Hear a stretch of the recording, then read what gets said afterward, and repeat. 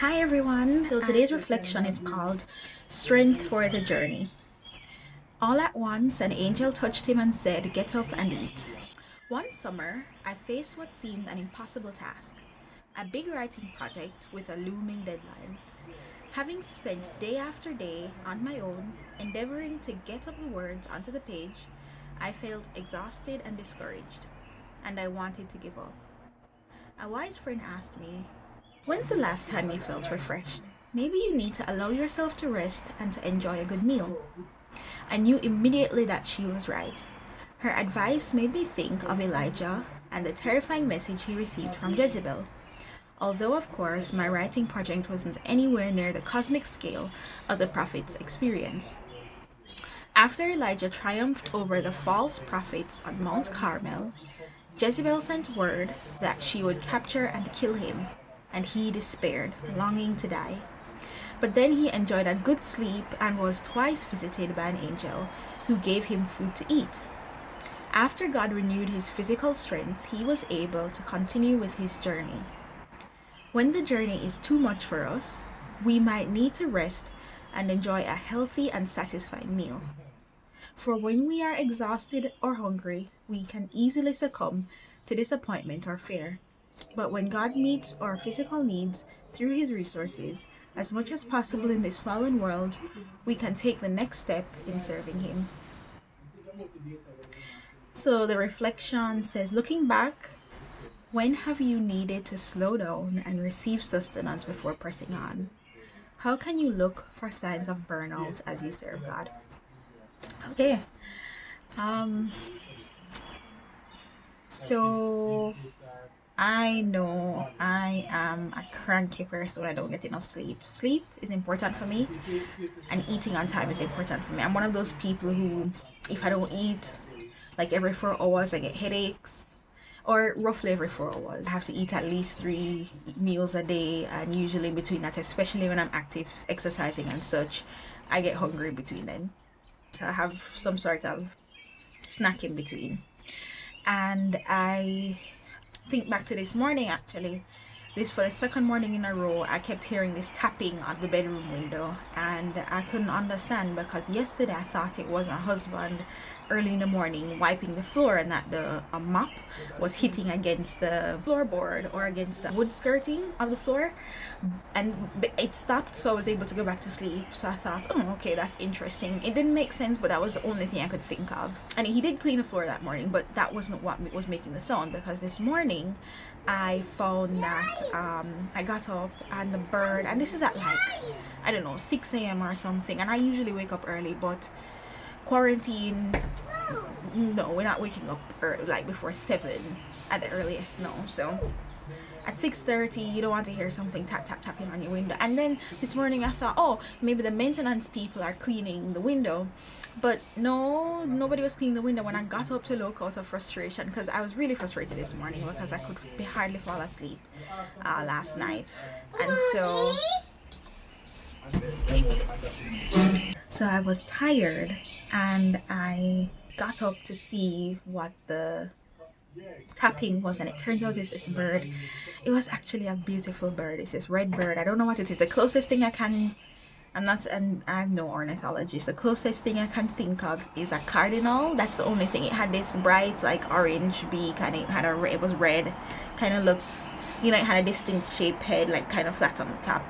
So that's the only like caricature of a bird I've seen that might resemble this bird. Anyway, it's a beautiful bird, but I came out so upset, and I said to my husband, because he was already up, I said, I was trying to sleep, and this, what did I say? I said this stupid bird, no, I said this dumb bird.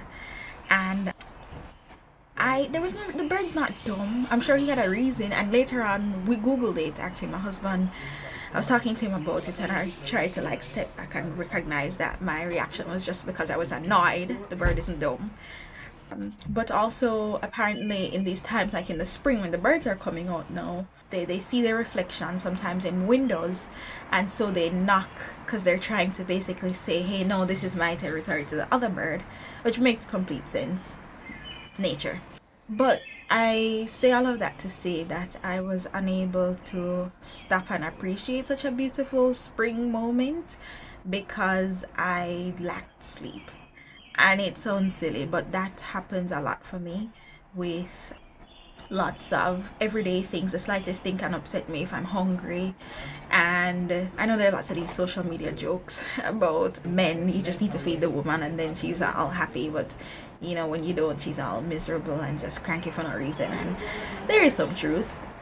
Yeah, that's just an example of that happening in my life. And I know that it doesn't even have to get to the point of burnout. It doesn't have to get to the point of a lack of sleep. Like now is actually the exam period for lots of people. The semesters have just ended in universities, or if you're in primary, elementary level education, high school, you might be coming up to exams. And now is a time when we're in COVID, so we're already kind of burnt out from being inside. We feel more tired because we're not being stimulated as much. People always say, like, especially old people, is like, you don't let the sun catch you in bed early because you're gonna feel lazy. And we've all experienced that sort of lazy feeling from having too much sleep, and that's almost our life every day now.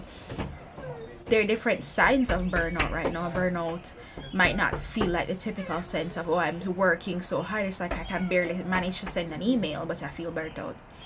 So looking back for yourself, how have you needed to slow down? How have you needed to think about what you need for sustenance? It might be a physical thing like food.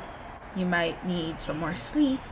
I know for me, I'm one of those people that also, I like all aspects of my life. So spiritual also needs to be fulfilled, and that's why I'm starting this. It's because my spiritual sustenance was a bit low, having little to no community in COVID time. There's no church, and even when there was church, I'd struggle sometimes to make it. So like I said in my intro video, I've been doing reflections with my mother daily using this daily bread, and I thought, well, if this is something that's really short, maybe I can help somebody else to have a reflection as well.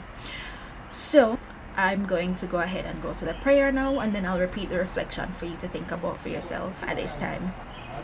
So the prayer says, Creator God, you formed us as your people.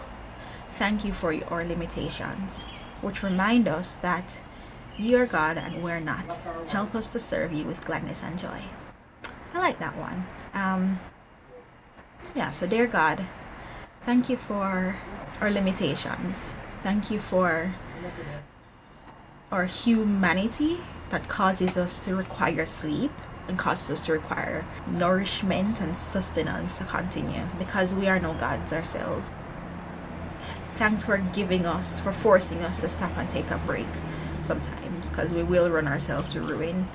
But also thank you for the choices that we have for how to sustain our bodies. Thank you for strength that we have, knowing that you provide us our spiritual sustenance. We don't have to do anything, we don't have to look anywhere, we just need to turn inwardly and look to you, and we're just gonna feel full again.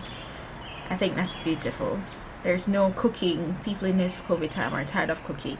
We don't have to go do anything. We literally can be wherever we are, in our bed, in bathroom, anywhere we are in the middle, and just connect with you and feel full. So thank you for that. Help us to serve you with gladness and joy. Help us to always have an attitude of gratitude, and importantly, as you provide for us, help us to do what we can to provide for others. It might not be something physical in this time. It might be presenting a gift basket. We might not have the resources for that. It might just be a time. It might be a word of kindness. It might be supporting someone. We have to eat, and our local poultry farmer has lots of eggs. It might be supporting that way, even though it might mean we have to be cooking more eggs than we usually would. But if there's no harm in it, help us to be more supportive and nourishing and provide substance for others as well. So as always, help us to use our gifts, our talents for your glory. Amen. So I'll repeat the reflection for you. Today's reflection, May 5th, says, looking back, When have you needed to slow down and receive sustenance before pressing on? How can you look for signs of burnout as you serve God? All right. See you tomorrow.